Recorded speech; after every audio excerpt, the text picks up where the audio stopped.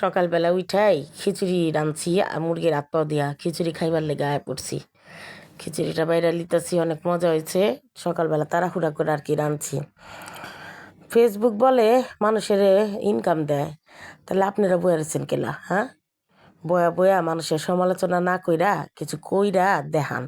ফেসবুকে সময় খালি খালি আজিরা আজিরা কাটায়েন না, ভিডিও বানায় ছাড়েন, কন্টেন্ট তৈরি করেন, আর ফেসবুক আলাগত থেকে ইনকাম করে খান। কতদিন আর মানুষের উপর বয়া বয়া খাইবেন, বুঝছেন না? এখন সময় আইছে, সবাইরই কিছু না কিছু করণ লাগবো, কিছু কইরা খাইতে হইব। তখন আবার দুপুরের বেলা এই যে ভাত লিছি খাইতে, গরম গরম ভাত, ভেন্ডি ভাজি করছি। আর এটা হইলো ডাঁটা শাক কুচাইয়া চাপা শুটকি দিয়া বাগেরা ভর্তা। এই ভর্তাটা যে এত মজা হয়, আর এই ভর্তাটা যেদিন মানে ঘরে রান্ধি, পোলাপান সহ সবাই অনেক পছন্দ করে খায়। আমি তো মনে করেন 2 প্লেট ভাত অনায়াসে খায়া ফেলাই। একদম ভাজা ভাজা তেল উঠা হালাইছি, অনেক মজা হয়েছে। আর সন্ধ্যাবেলা আবার পাস্তা রাঁধছি, মনে করেন একটা পর একটা খালি খাইতেই আছি।